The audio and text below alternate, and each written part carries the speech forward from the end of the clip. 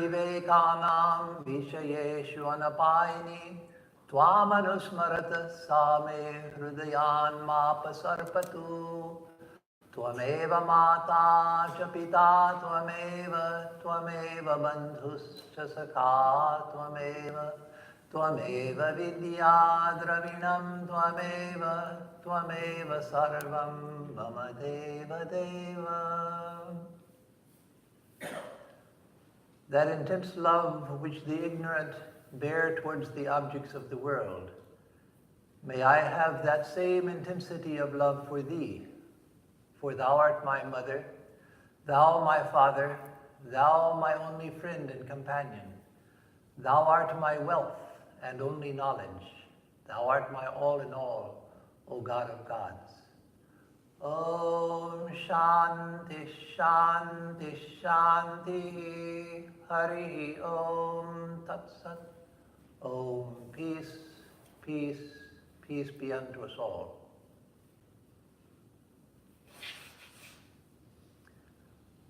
So this morning the talk is who and what is God? Recently I gave two talks. The last two talks that I gave, other than question and answers, were on what is the world, what is this, what is the world, who and what am I, and now who and what is God. So the three are related. They're related because these are the three categories of existence that we deal with. We have this sense of individuality. I, the subject, the one who sees this world, the one who experiences this world, and then the world itself. And then God forms the third part of a triad, which I'll explain further into the talk, why they form a triad. But the three are intimately connected. So if you about to speaking about the other two as well. So again, this is the third part of a three-part series. So before discussing the place of God and who and what is God, I want to speak a little bit about the origin of the idea of God, because that gives us an understanding of the different ideas of God that have arisen, and a context for understanding the Vedantic idea of God. When we look through history, and even into prehistory of course meaning before there were any written records, what we can know only from archaeological findings of pottery and artifacts and so forth, but no written record. No idea of their language, no idea of their concepts, their self-awareness or whatever. So when we look into history and even into prehistory, we find that every civilization, until modern times, until the 20th century, every civilization has had a religious core. There's been a religious core to every civilization of the world, not just Indian civilization. Swamiji said that Swami Vivekananda said that the glory of India was that God had been central to the civilization, and that's true.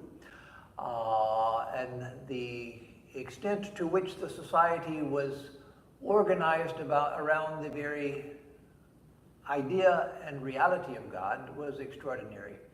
But on the other hand, every civilization has had a religious core, not to that extent, not where the whole of society was organized around a high spiritual concept of God.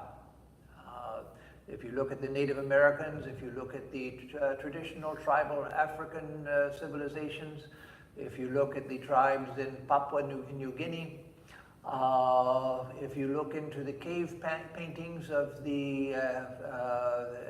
Europe that were done 30,000 years ago, wherever you look, including in known civilizations and studied civilizations, whether it's China or India or Greece or Rome, Egypt, etc., you find a religious foundation to all civilizations. In fact, the British historian Arnold Toynbee pointed that out, that until modern times, every civilization, every culture, every country has had a religious foundation. Only in the 20th century there were experiments with like the Soviet system in Russia and the communist China and Cambodia and other countries. There was the effort to form a civilization without the idea of God. And earlier than that, starting with the American experiment, because we are still an experiment. We'll see how it goes.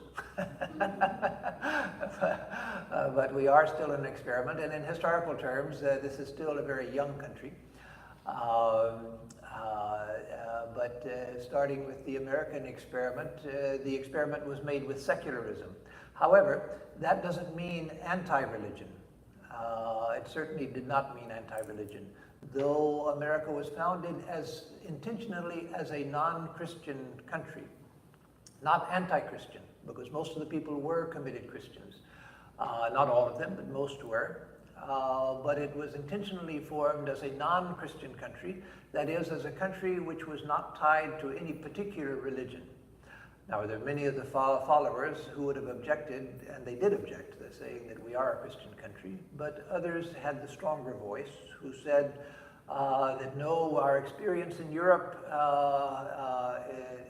was tragic because of the tie between religion and the state. And so we intentionally make this state free of any specific religious tie. But again, it was not anti-religious as the Soviet and the Communist Chinese and such other systems were. So until the modern day, there were no civilizations which tried to get rid of the very idea of God and spirituality altogether. There were many different ideas of God and many different ideas of spirituality and of religion in different societies, some of which identified the king with the sun, that the king of the country was the solar deity. Not only in India you had the solar dynasty and the lunar dynasties, but in other countries as well. The Incas and the Aztecs and many others identified themselves with the sun and identified the ruler with the solar deity. So there are many different ideas. And in China you had Taoism and Confucianism.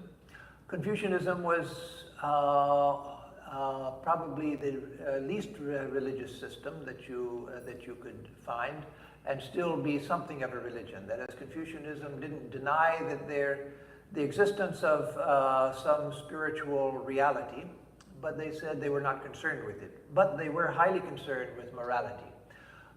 They said that whatever there is of God or heaven, they spoke in terms of heaven, meaning a spiritual realm that opens up after death. Whatever there is of heaven, that heaven will take care of after we die. But we live here and have to take care of this. The ancient Jews, the Hebrews, they had no idea of a soul. The idea of soul came into Judaism historically recently, 2,000 years ago.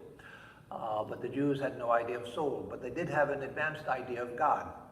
And so they said, out of clay you have come, out of earth you have come, and back to earth you go when you die. And so there's nothing left. When you die, you were a body, and the body goes back to clay. But they had an advanced idea of God. So and then the Navajo Native Americans, the American Indians, the Navajo tribe, they didn't have the idea of a deity, but they had an idea of spiritual energies which were at work in the universe. And Taoism in China wasn't God-oriented, but they had the idea of the Tao, which was an impersonal force which was closest to, in India, the closest to the idea of Tao was the Vedic idea of Ritam, that there is a universal moral order and spiritual order. And if we are in tune with that, then our life becomes blessed, and if we're out of tune with it, then our life goes down. And so the Chinese idea of the Tao. So there's a huge variety. There were most religions were polytheistic, that is, they had many gods, as was the Vedic system. As I'll explain, and as most of you know, there was a distinction a special type of polytheism, but most religions were polytheistic. The ancient Romans, the ancient Greeks, the Egyptians, the Nordic people, Scandinavians, the Germanic people, the Native Americans, most of them, with exceptions like the Navajo, who had not an idea of gods, but an idea of spiritual energies. And the Vedic peoples, the Chinese popular religion, there were many gods and goddesses. And so the most religions were polytheistic in some form or another. One form of polytheism differed from another, but they basically believed in many gods and goddesses. And so the question arises, why was religion universally sought in ancient cultures? The modern scientific mind, when it is materialistic, that is, the modern scientific mind which is not religious and which is anti-religious, which is materialistic in orientation.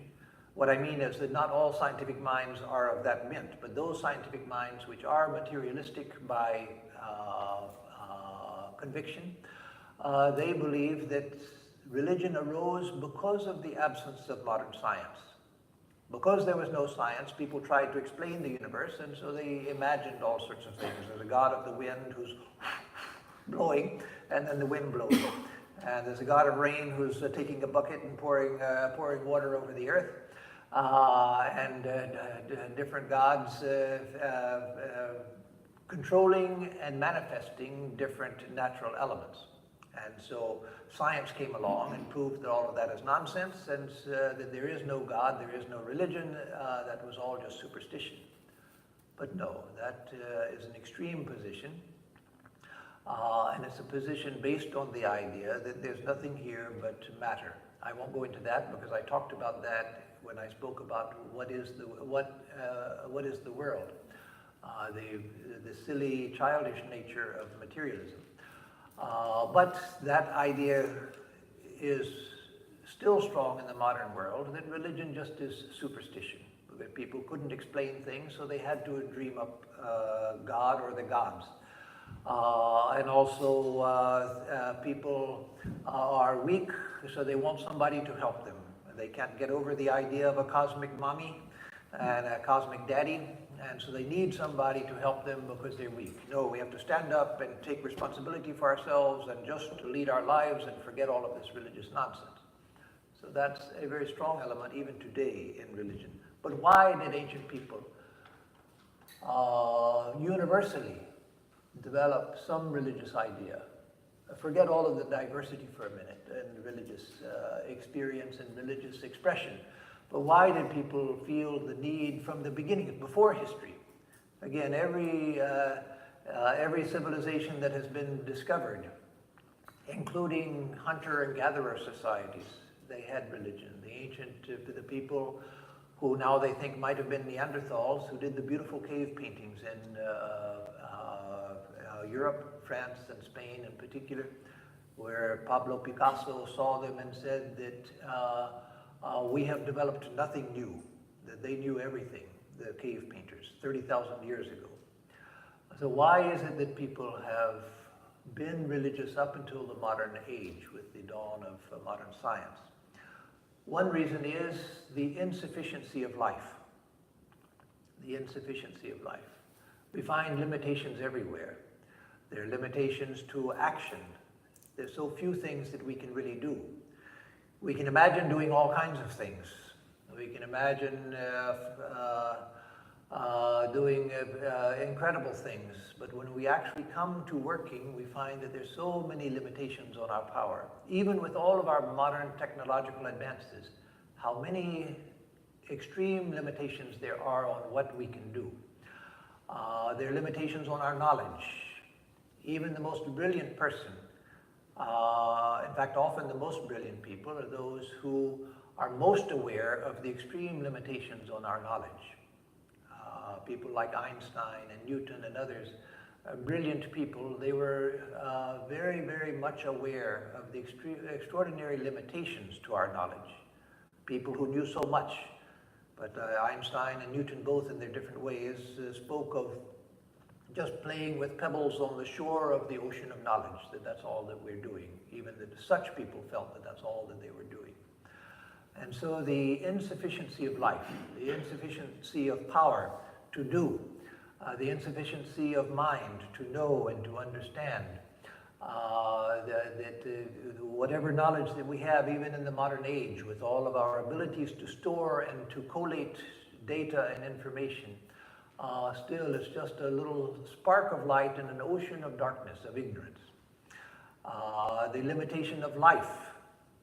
We're born, live a few years, and then we die. When we're children, it looks like life is going to be practically infinite. Like we may have confronted the idea of death, and we might have had grandparents or great-grandparents who died, and so we know that death happens. And yet, when we think about ourselves, it looks like life is so long that there's no need to think about death, because that's so far away. And yet, when we become older, the older we get, the more we see that no, life was so short. It was so short. It was over like that. There were so many things I dreamed of doing, so many places I dreamed of going, so many things I wanted to learn, so many experiences I wanted to have. And yet it's almost over. It's almost over. So the extraordinary limitations on life itself, so limitations on power, the power to act, the ability to know, the extent of life itself. So on all sides we see life as insufficient. At the same time, there's the idea of that which is unlimited. The idea of that which is unlimited. And so depending on the development of our mind, and it's not that ancient people were undeveloped and we are developed. No, we have people who are as undeveloped as the caveman now, and cavemen probably had people who were as developed in the power to think as the great thinkers are today. And that's why you see, like in the cave paintings in Europe, that they showed such an extraordinary development of perspective and visual conception. So even with all of our knowledge, with all of our power, we find that everything is limited. And so the idea of insufficiency and the wish for infinite knowledge, the wish for infinite power, the wish for infinite life, then some say, and probably with truth, that that was one of the causes for the development of the idea of religion. The people sought for something which is not limited like everything here is. Now, again, the modern scientific, the materialistic scientific mind will say, well, that's the problem. They just imagine something which is not there. We have what we have, and we deal with what we have. But as Swami Vivekananda would say, that that intuition that there is something which is not limited, that itself is based on a truth, on a perception. That is, not the clear perception of the unlimited, but the idea that the limited necessitates the idea of the unlimited. You can't have an idea of the limited without an idea of the unlimited. And so people went in search of the unlimited. And so as I was saying a few minutes ago, I didn't complete the circle of the thought, that in ancient times, depending on the development of a person's mind, people's idea of the unlimited may be more or less crude. Some people, their idea of the unlimited is deities who have all sorts of psychic powers. I can only see this much, but I can imagine a deity who can see 360 degrees. So my idea of great power is being able to see 360 degrees. I can't walk through the wall, but I can imagine a deity who can walk through the wall. And so forth. And so that's a rather crude idea of unlimitedness based on, I live completely in my senses, and so my hero must be also sensual, but without the limitations on their senses that my senses have. And so you have the gods and systems like the Norse and the Germanic and the Greek and the Roman. They probably had a spiritual side also. But the common stories that we have are mostly about heroes who were not limited in the way that we're limited on a physical level. But the idea of unlimitedness, of course, didn't stop there. The idea of unlimitedness goes to the extent of infinite knowledge, infinite consciousness, infinite awareness, and so forth. And so there's a spectrum of this search for the unlimited. And so the search for God, the search for religion, the search for spirituality probably began with the experience of insufficiency. For some, that insufficiency was mainly the insufficiency of the shortness of this life. And so they began to look for what happens after death. And so in some parts of the world, you find the focus was more on where do we go after we die. And so in the Egyptian religion, though it wasn't limited to that, the Egyptian religion had some advanced ideas, but a lot of the Egyptian religion was focused on what happens after death. And so you find systems that put their focus there, others who put their focus on trying to find and propitiate beings who were not limited as we are limited, and who could bless us and protect us and guide us and so forth. So it was more looking for something in this life. And then you find, as the mind develops, the growing search for a infinite which is not limited by the senses, which is not restricted to the senses, but which is highly spiritualized. So you find this whole spectrum, but all societies were in search of that. One other thing that they were in search of was the cause for all of this. We find that everything seems to have a cause. We can trace everything that we know back to a cause. This table, back to the carpenter who made it, or the shop that made it, and the materials out of which it was made, to this tablecloth, to the cloth of which it was made, the color which was given to it, to the devotee who put it together for the table, and so forth. So everything has a cause. You can trace it back. So where did this universe come from? It must have come from somewhere. Where did the universe come from? And so seeking the original cause. So whether it was many deities who participated in the creation of the universe, or one deity. So anyway, in various ways, the insufficiency of this life was what led to the search for religion. There were many different answers, as I've said, many gods or many powers, life after death,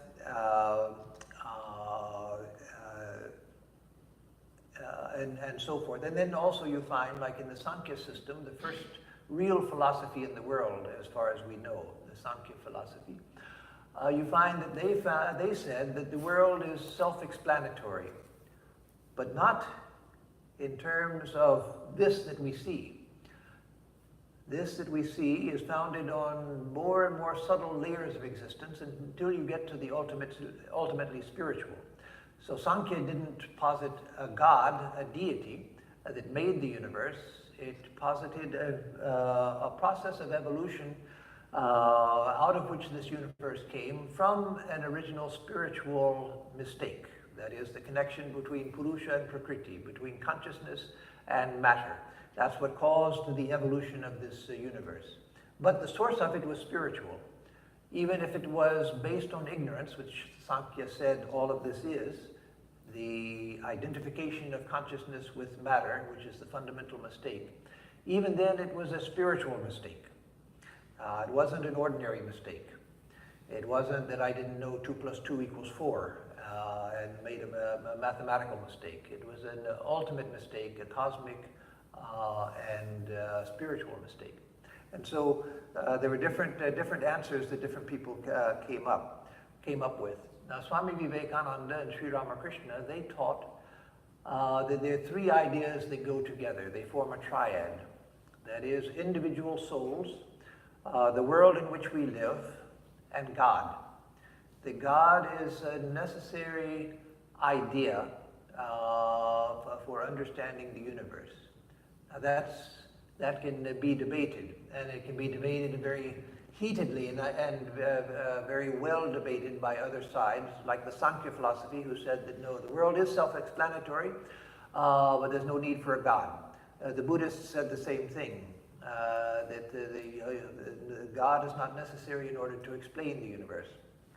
Taoism, in its different ways, said the same thing.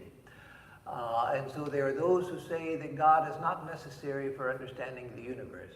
But Swami Vivekananda and Sri Ramakrishna said that these three ideas come together: the idea of individual souls, the idea of the universe in which we live, that is the context, the environment in which we live, the loka, the world, and God.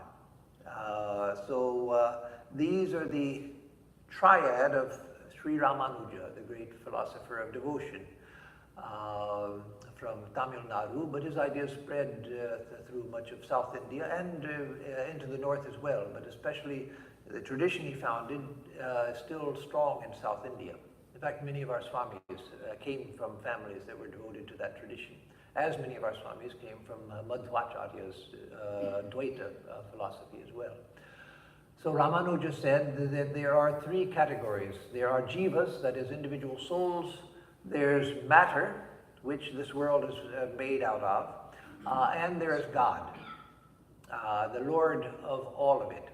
And the souls, the individual souls like you and me, and matter form the body of God. And so there's a higher non-duality. So he came up with a philosophy that he called Vishishtadvaita. Vishishtadvaita is often translated as qualified non-dualism. That sounds as if it's qualified non-dualism means, well, it's not quite non-dualism. It's getting there, but it's not quite there. So Swami Tapasyanandaji, who is a great scholar in the devotional schools of Vedanta and wrote a beautiful book on the bhakti schools of Vedanta, he said that no, Vishishtadvaita doesn't mean qualified non-dualism. It means the non-dualism of the qualified whole. That is, this whole forms one non-dual reality. Non-dual because there's nothing outside of it. There's no two. There's just this non-dual whole. But it has internal distinctions: matter, jivas, and God. And so Sri Ramakrishna and Swamiji, they accepted the non-dualistic position that there is one non-dual reality without any distinctions whatsoever. But they also said that as long as we perceive this world, we will perceive living beings, a universe, that is the environment in which we live, in which the soul manifests, and God. So now I want to say a few words about the problems with the idea of God before I come back to justify their statement that God is a necessary part of the whole. For one thing, I already mentioned that the universe seems self-explanatory. Modern science says that the universe is self-explanatory, and that's why they don't posit God. They just look at the universe itself and try to explain it in its own terms, and that has been phenomenally successful. When you look at what science has done, and the shedding light on so many areas of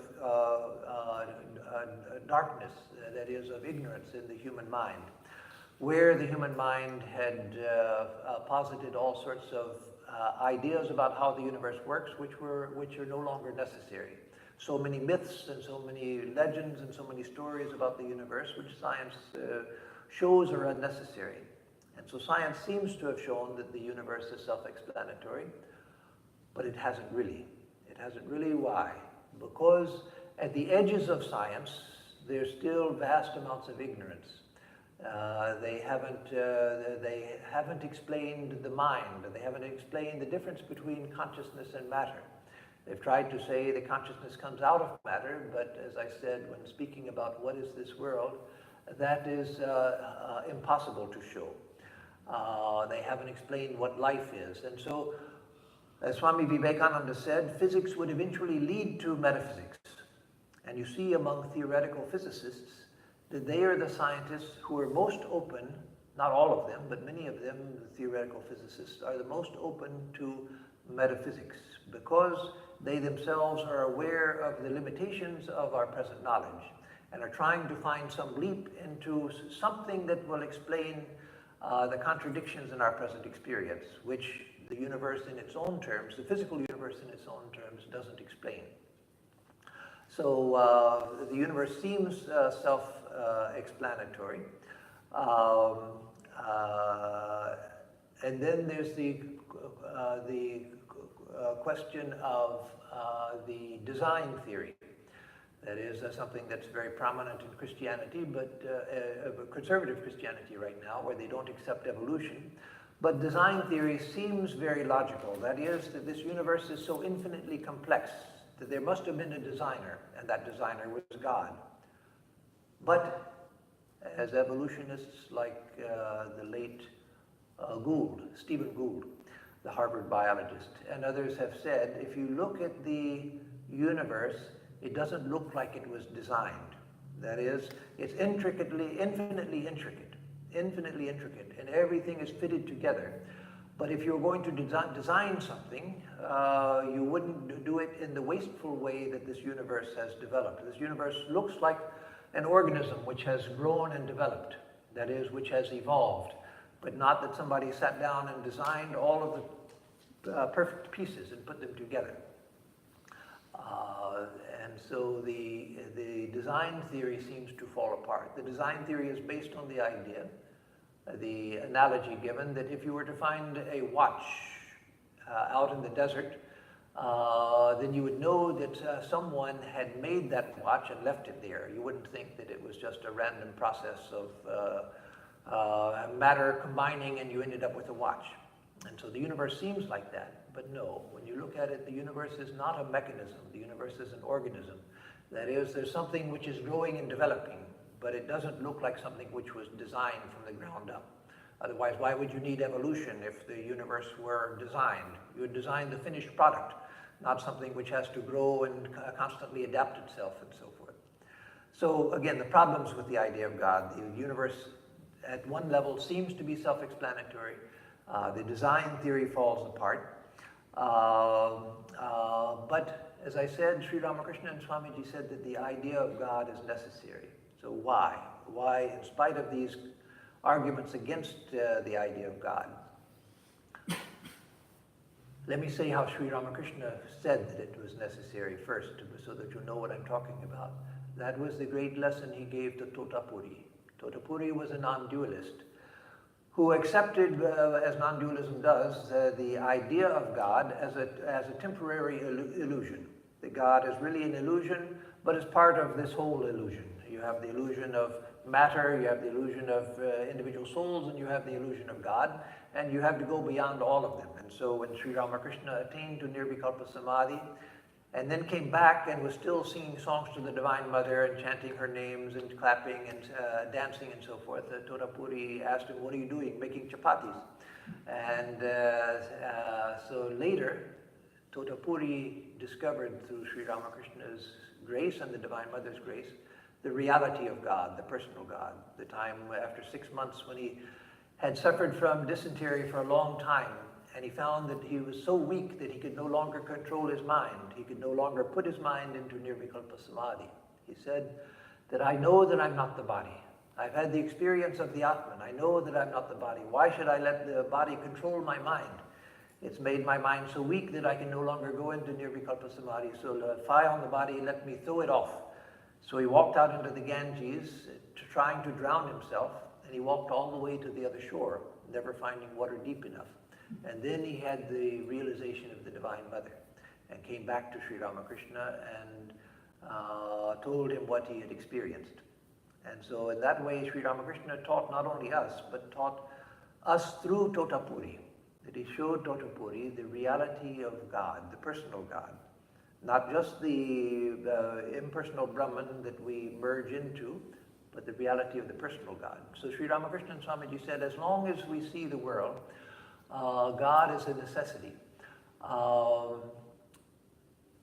That means for them that they didn't stop where Sri Ramanuja stopped. That is, where God, souls, and matter are ultimate, No. Sri Ramakrishna also said that there is a state beyond God and all of the gods. In fact, that's where he said Swami Vivekananda had come from.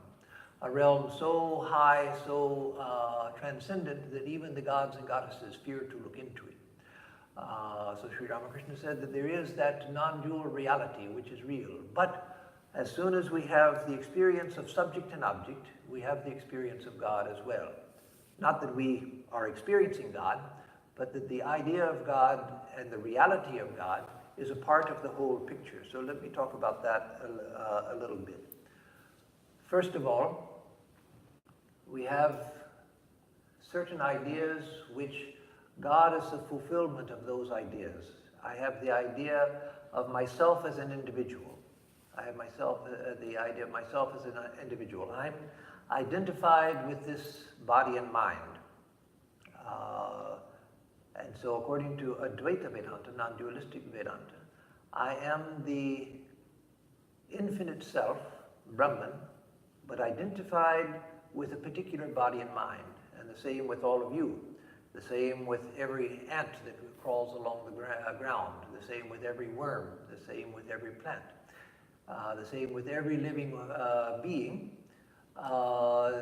It's the infinite Brahman identified with that particular body and whatever they have of a mind, whatever sensing mechanism, perceptual mechanism they have, because even plants perceive, even bacteria perceive. So the idea comes that, well, I'm identified with this body and mind, you're identified with your bodies and minds, but what is identified with the totality? This is a collection of cells. And I'm a consciousness identified with this collection of cells, a collection of cells which works as an organism, that work together as a system, and I'm identified with it. But the idea arose in Vedanta, in Hinduism, that every organized complex system has a consciousness identified with it, a living system. So like a city has a consciousness which is identified with that city as its body. A nation has a consciousness identified with the nation as its body. The earth, Prithvi, is addressed in various hymns from the Vedas to modern Hinduism, not as a poetic personification, but as a reality, that Mother Earth also is a reality. There's a consciousness identified with the earth as its body, and all of us as cells within that body. There's a consciousness identified with the sun. And so you come to larger systems like galaxies and so forth. But then you come to a limit. What is that which is identified with the whole universe as its body? And it's that which gives unity to the universe. It's that which makes the universe a cosmos rather than just a chaos of sensation or a chaos of random, dull, dead, and sentient matter. That there's, just as I am a consciousness which identified with this body, so there must be a consciousness identified with the totality as well. And that is God. That's the Vedantic definition of God. God is that infinite consciousness which is identified with the totality. And unlike individuals, to be an individual thinking that I'm separate from everything else, separate from Brahman, separate from everybody, I have to be ignorant of my true nature. But God is the one who is not ignorant of his, her true nature, beyond Maya, aware of itself as one with Brahman, and yet manifesting as this universe and identified with the universe as its body. And so it's a very subtle idea, difficult to get, but and I won't dwell on it more because I have other ideas to put into the picture before it becomes a comprehensible, hopefully a comprehensible topic.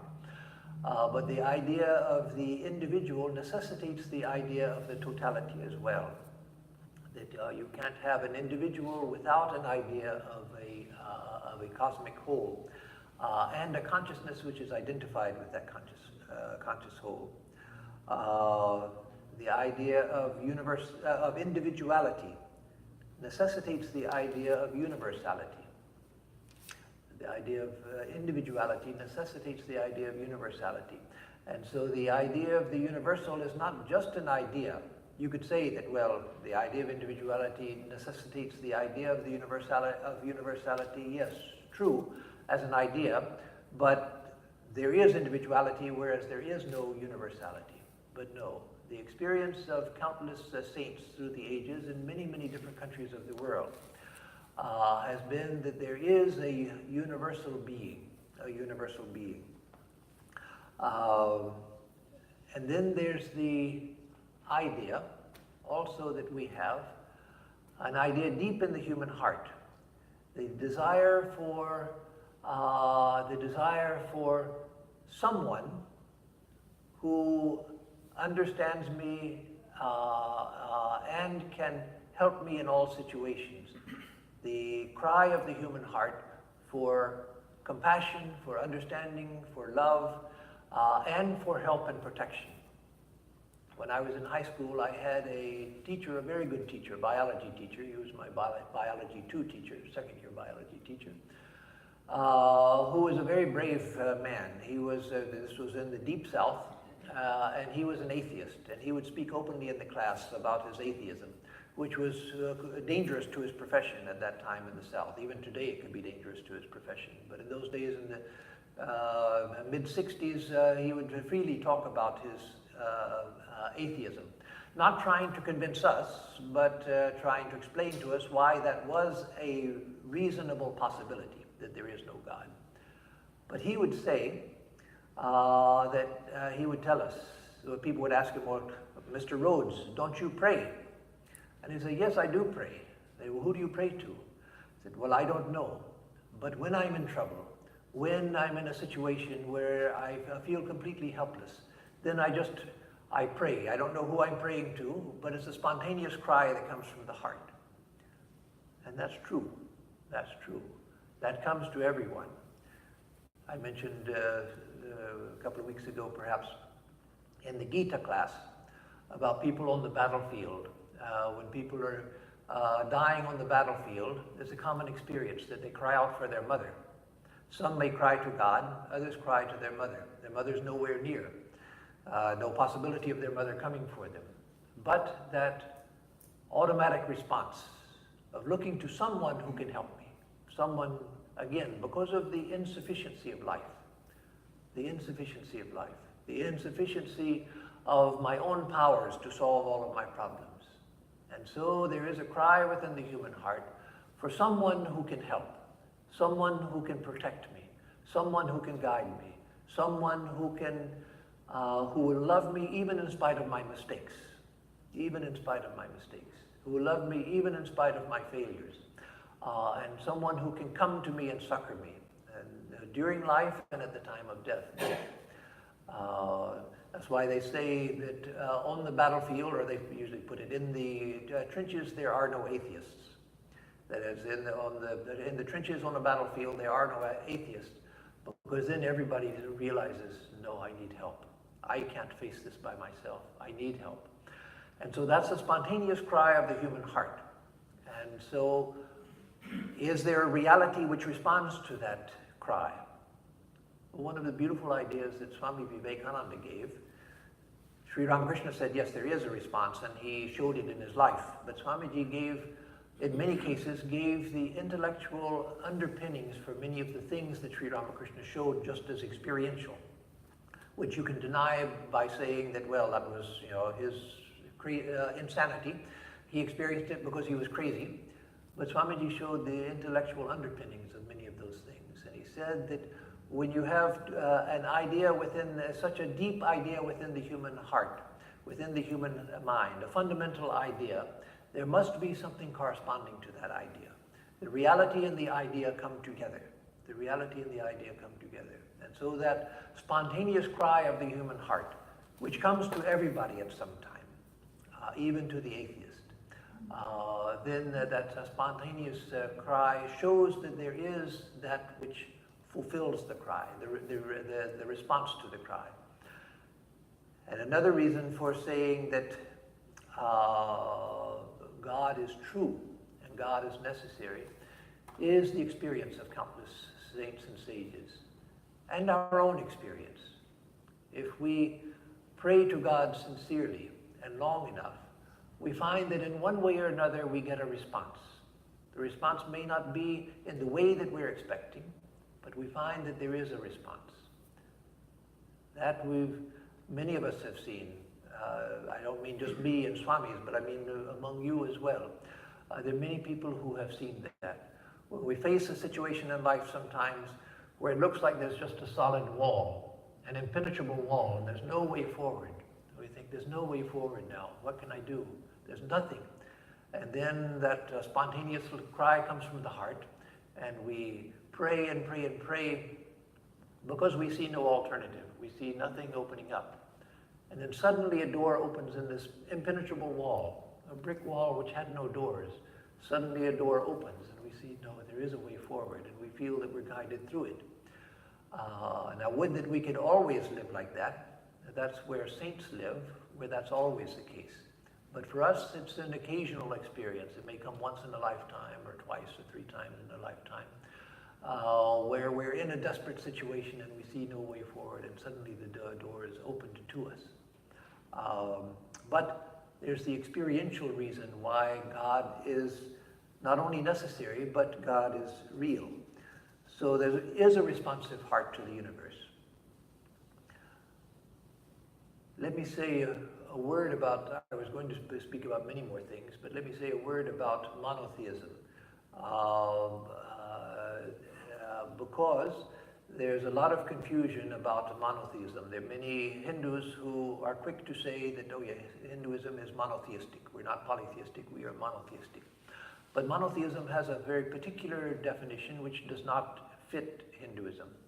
In fact, I would say that Hinduism has a more advanced idea, which we can call, and one of my teachers in India used to call,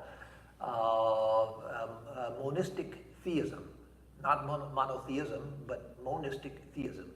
Monotheism is the idea of God in Judaism, Christianity, and Islam. You don't find it much outside of that. There were the beginnings of it in ancient Egypt at a certain time. Not that all Egyptian civilization was based on that, but there was one time when the monotheistic idea began to grow, and that certainly influenced Judaism, and then through Judaism, Islam and Christianity.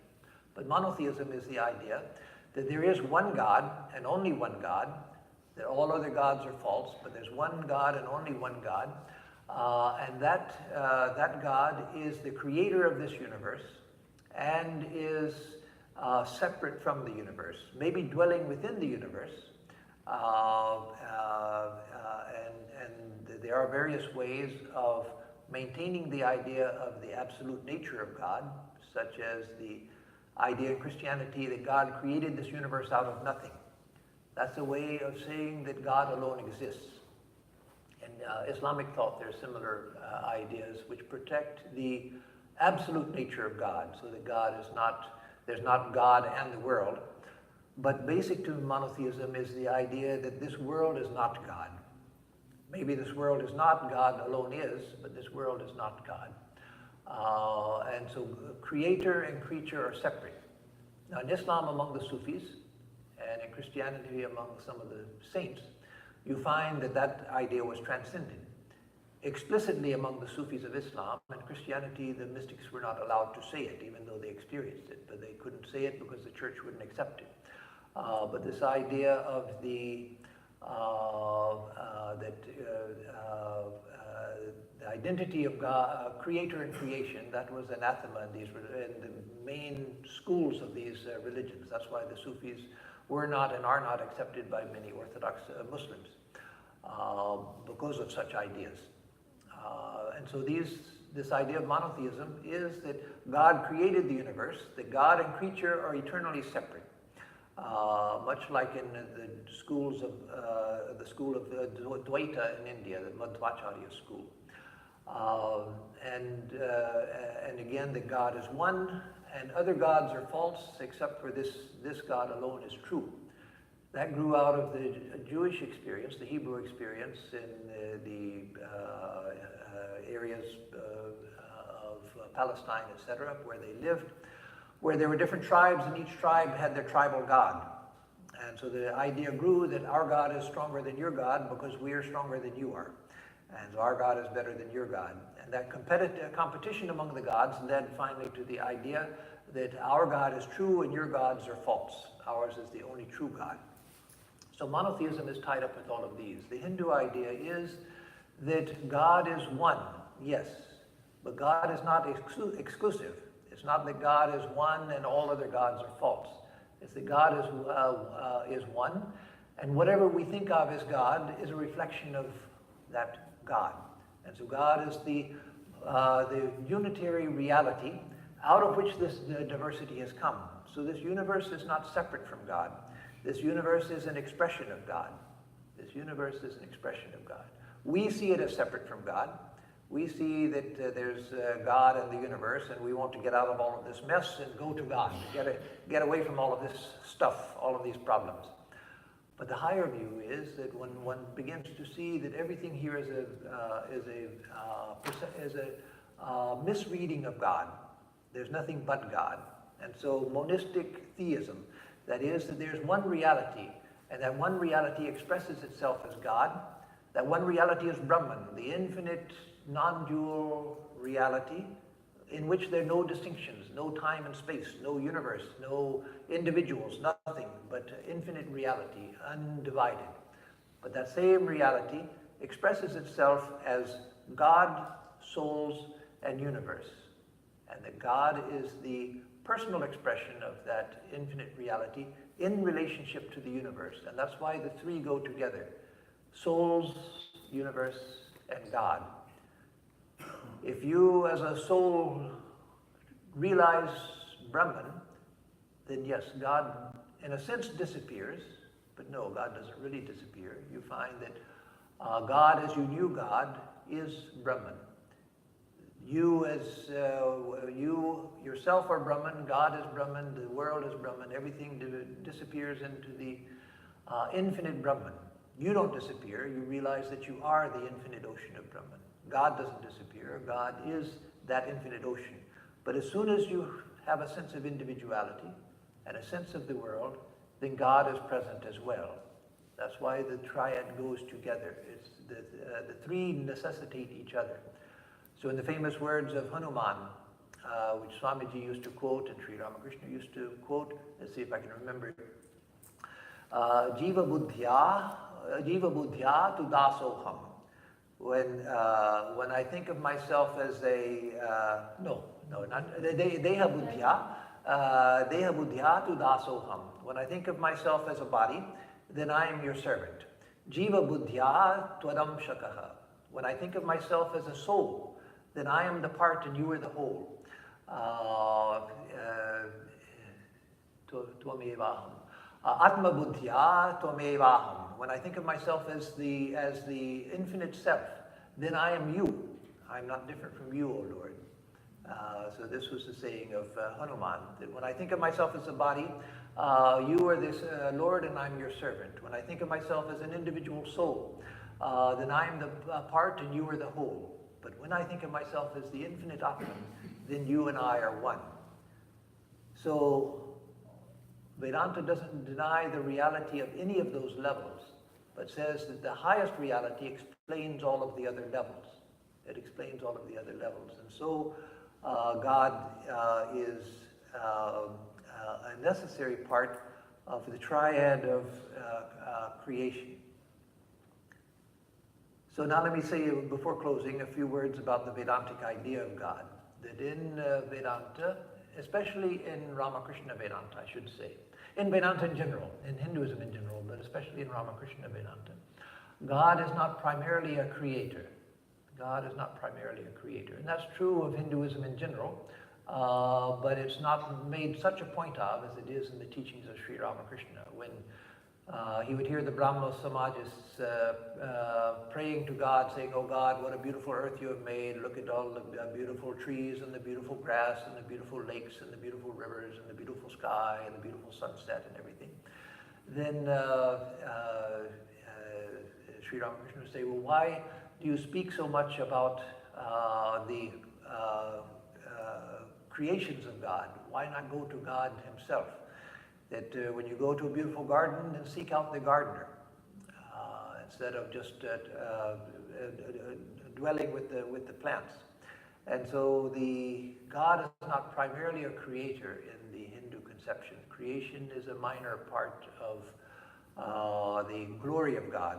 The creation comes out of God, but it's not that God is like an architect who's designing things and deciding things and making up his mind whether to make this person walk to the east or to make them walk to the west. No, God is not primarily a creator. Another thing that God is not in Vedanta is God is not a judge. God is not a judge. He doesn't come to judge people. There is the idea of a day of judgment when you die, but that judgment is done by your karma, by your own actions. The karma is the judge. That the actions that you have done, that decides your future.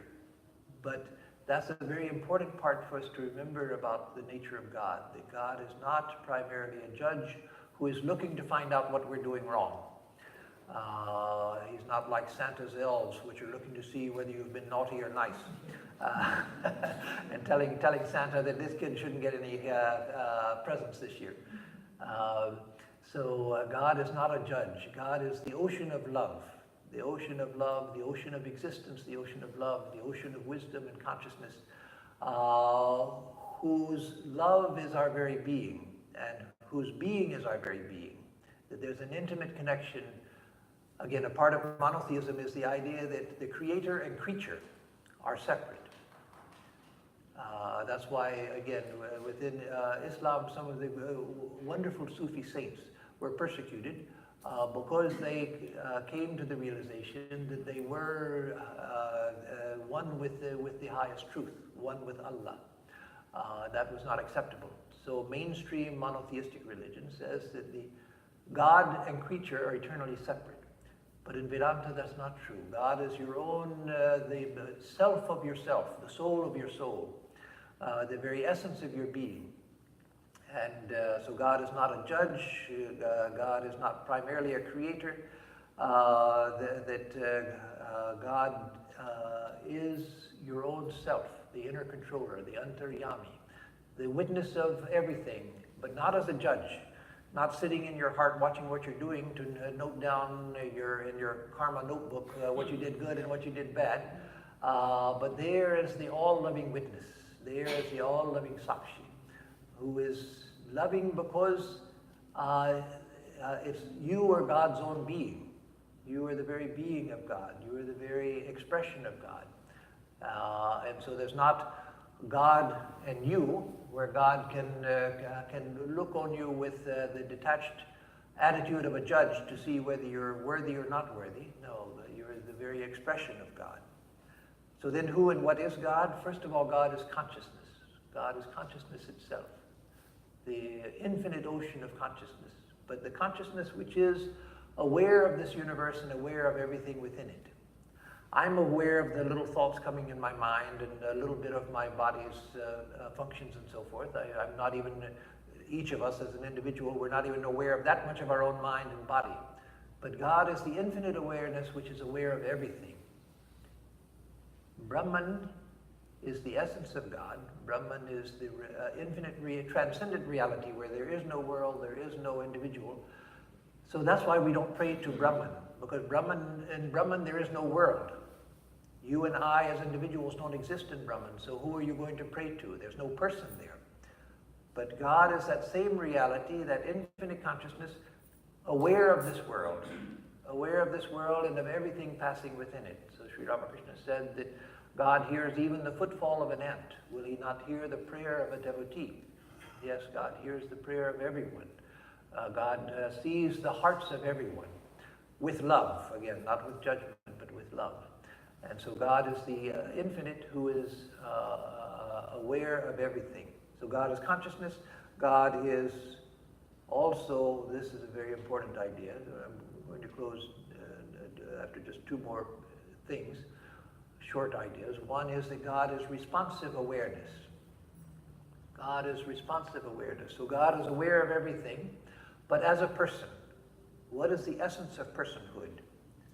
I know that you are a person because when I speak to you, you respond to me.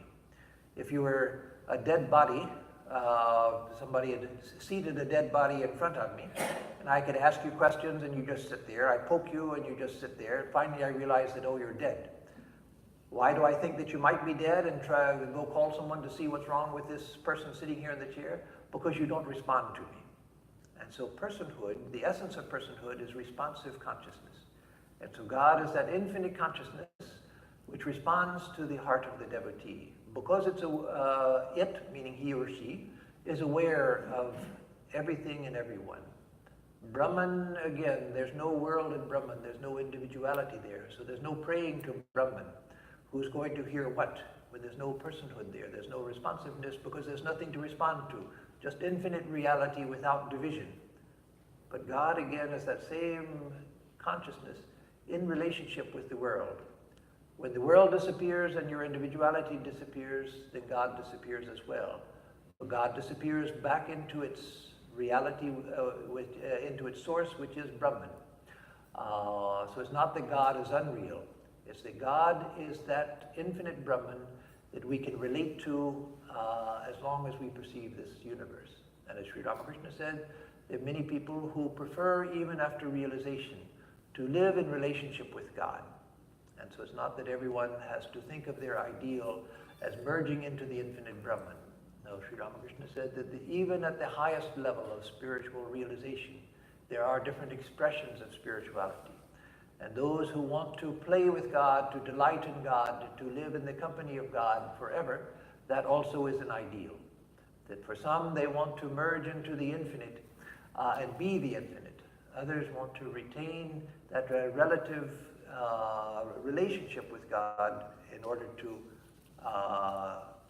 love. So God is the inner controller, God is the self of the self, God is the ocean of all blessed qualities, the ocean of love, the ocean of wisdom.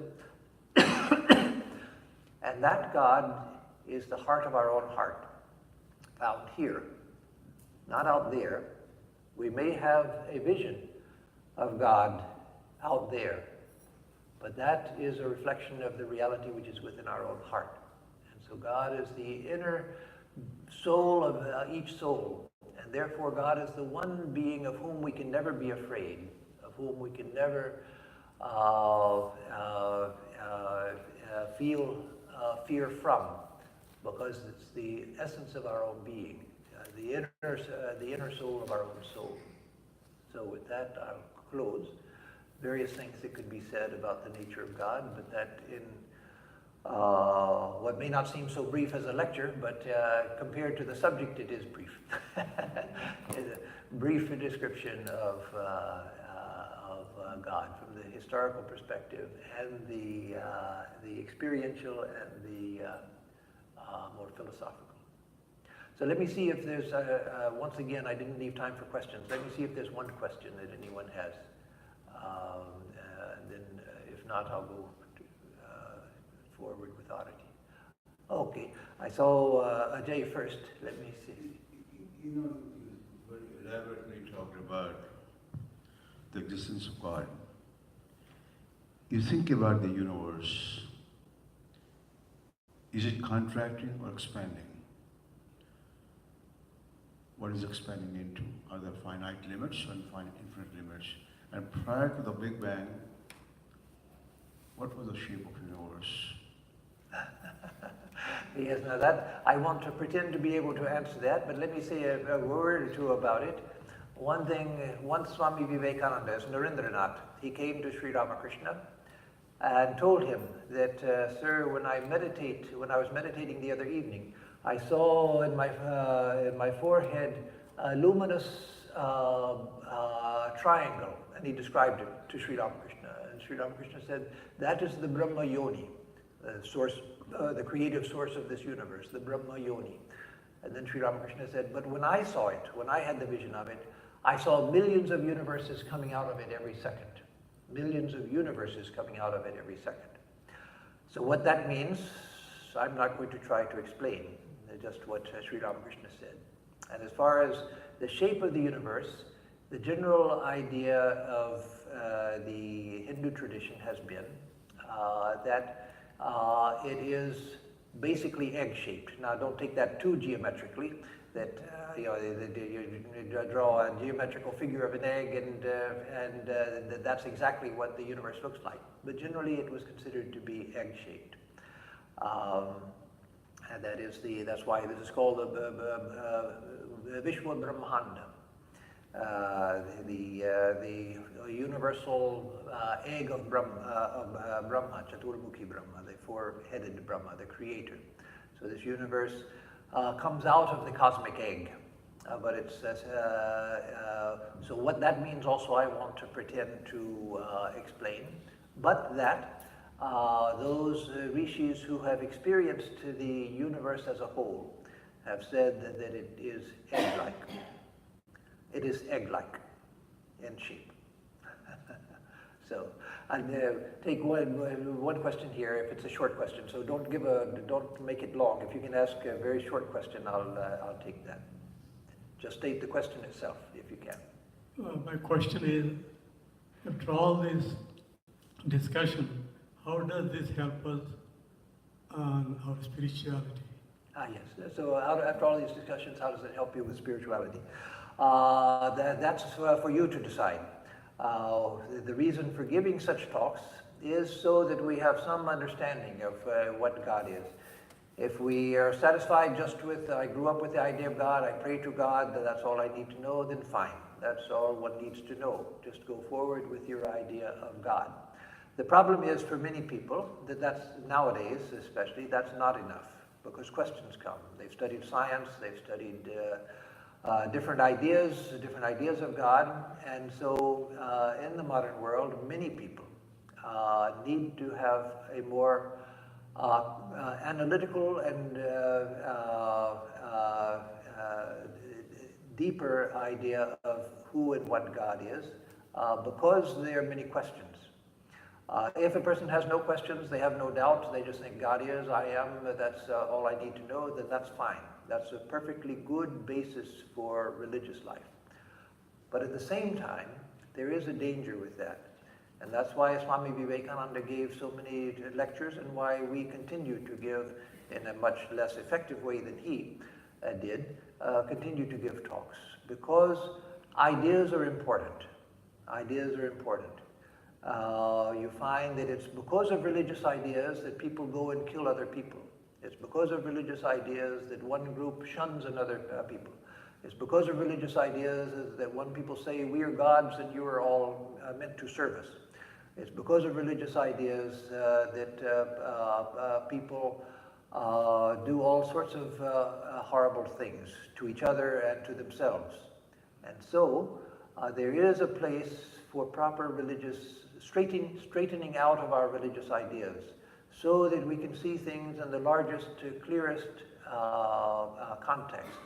The only way to overcome fanaticism in religion and the blind allegiance to old ideas which have lost their significance is to look at religion critically, not critically in the sense of just criticizing it and getting rid of it, but critically in the sense of analytically.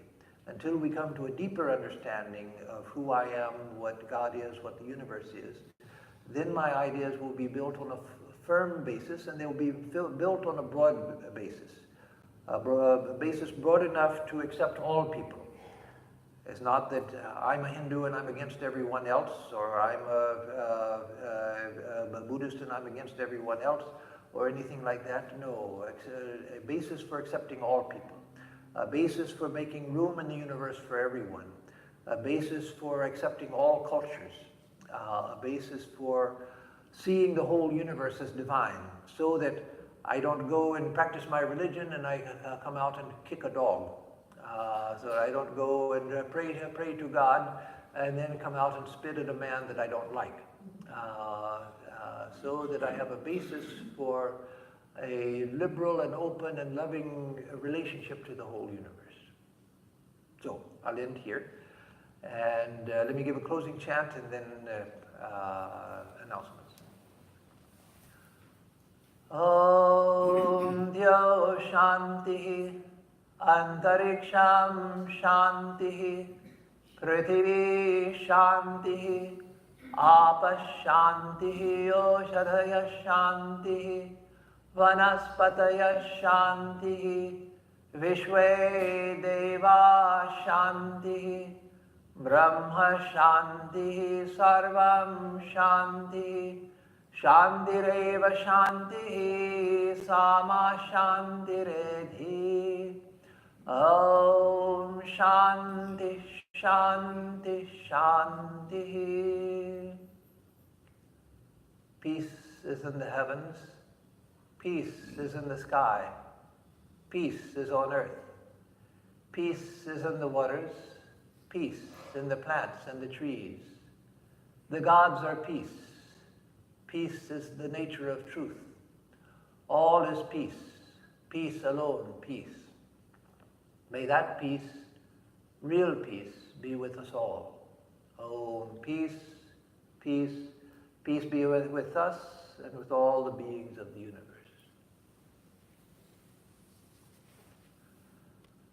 So for announcements, this week,